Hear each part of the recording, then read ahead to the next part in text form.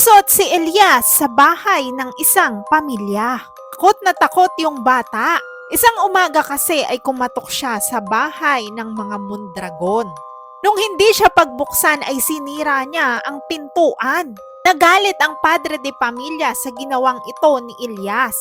Tinaboy siya papalabas pero sa halip na umalis ay bigla siyang lumusot sa kwarto ng bata. Halos matakot ang pamilya dahil sa napakawirdong pinapakita ni Elias. Hanggang sa bathtub nga ay lumusot si Elias. Kaya naman takot na nagsisisigaw si Donna. Sabi ni Elias ay gusto lamang niyang pakinggan siya ng pamilya dahil meron lamang siyang ino-offer. Tumawag sila sa pulis pero parang ang bagal ng rescue nito. Pagkatapos noon ay nagsitakbo na ang pamilya papalabas ng bahay. Pero biglang sumulpot si Elias at may kinuha ito sa kanyang bibig. Pagkatapos noon ay may pinakita siyang leaflets. Meron lang palang gustong ibenta si Elias. Gusto lang naman daw niyang mag-alok ng bahay at lupa sa pamilya.